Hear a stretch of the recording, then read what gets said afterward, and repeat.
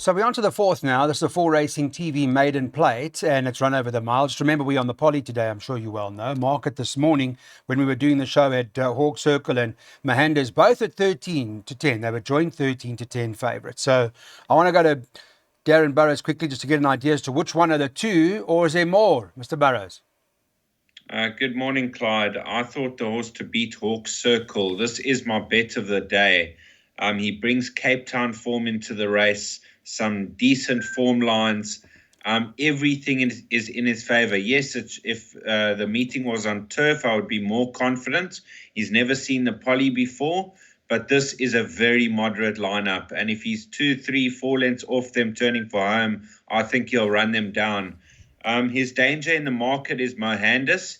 He's been very disappointing. He's lost some really moderate type of races lately, and I can't really see him matching Hawk Circle if he takes to the poly. Okay. Well, Mr. Maria, you agree with that Hawk Circle? Has he been in fairly stronger company in the Cape than what he's looking at here? Yeah, Mohandas also came from the Cape. Yes. Yeah, both have proven very costly to follow. Yeah.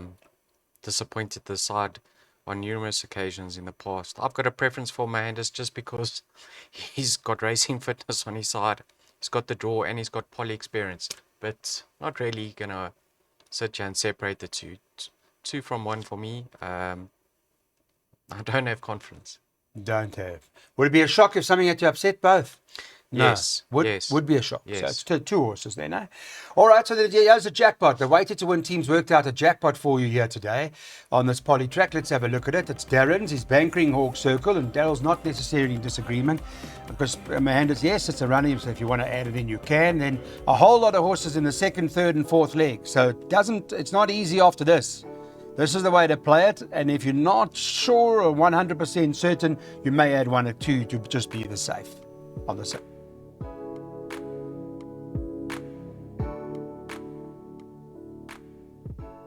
So it becomes harder, you know that. Race number 5 is a handicap now over the 1,600 metres. Note that the 2 and the 4 are not running here. Leave you with a field of 8 runners. Mr. Burrows, I'm coming to you quickly to chat about it. Brendan James, the horse to beat, priced up 33 to 10. Yeah, this is tricky, Clyde. All the runners have a realistic chance. I see the field has cut up to 8. Brendan James, yes, I would say he's a better horse on the turf. I know he's won on the poly, but that wasn't a strong field. I've got a 4 to 1 shot running here. I own quite a nice share in Peace in Our World. He's dropping in class. I mean, he's run against Grazing in the Grass a couple of times. He was only beaten 3 lengths in that feature last time out. If this was on turf, I would make him hard to beat. But poly, they go fast. He gets run off his feet, and he'll be staying on late. I see Kamala is riding him this time around. So I'm hoping that he wins, but I would have preferred it on turf. Zatara Magic's not out of it. He galloped well the other day on the poly.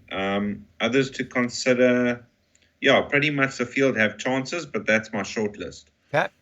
Well, Samanga Kamala hasn't ridden your horse before, so we wish you all the best. Your first choice, Daryl?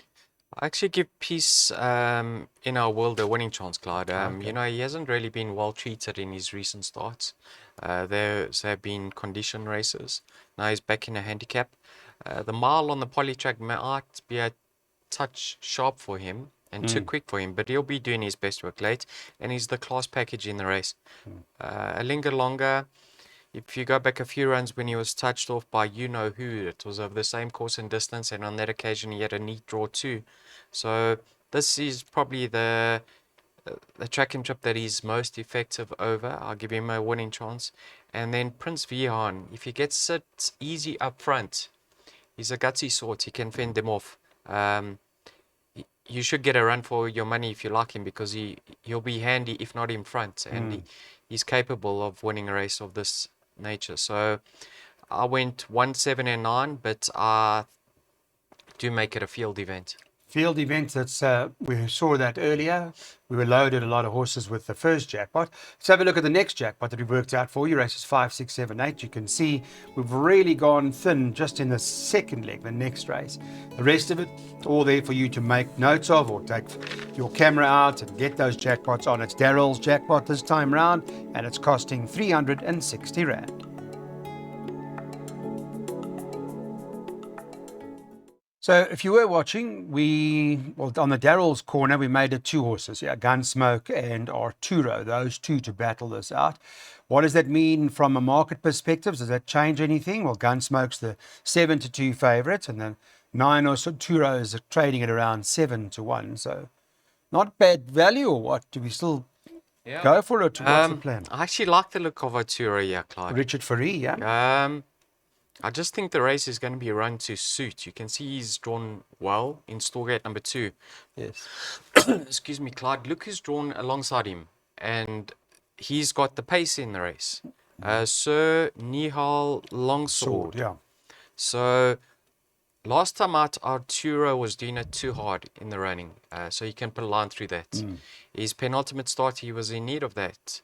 So third run off the rest, probably going to get the run of the race, just behind Sir Nihal Longsword. I can see him bouncing back to form.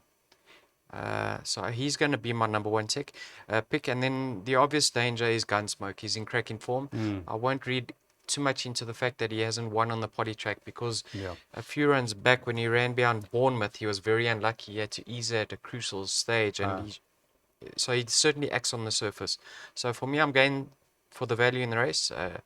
Richard Fourie, you don't often see him on a 7-8-1 shot or thereabouts. For Alan Greff, but he's gonna run a blinder today. Okay, well it's a conditions race, a classified stakes. Daryl, are you on the same page, or you loading?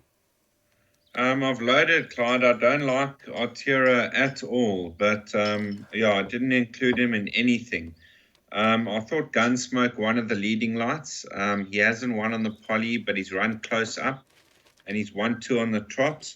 Interesting runner for me is Woodland Ridge, because he ran in 2 novice plates of late, where he was completely out at the weights, and he ran 2 lengths Atara Magic and 5 lengths Acorn. Now that's good enough to win a race of this nature. So back in classified stakes company, Muzi Yeni's ride, Woodland Ridge, definitely got to say. There are others. Africa's Rock, very unreliable, but he's got ability on his day. The race doesn't stop there, though. Wonderful. All right, so you're on the other page. You want to go horses. You found a few. Daryl's taken a pick 3 like that. He's still sticking with the 2 and the 9. So we have conflicting opinions in this particular race, which is good. That's what it's all about. That's why we've got 2 professional tipsters on the show. This pick 3 will cost 36 Rand.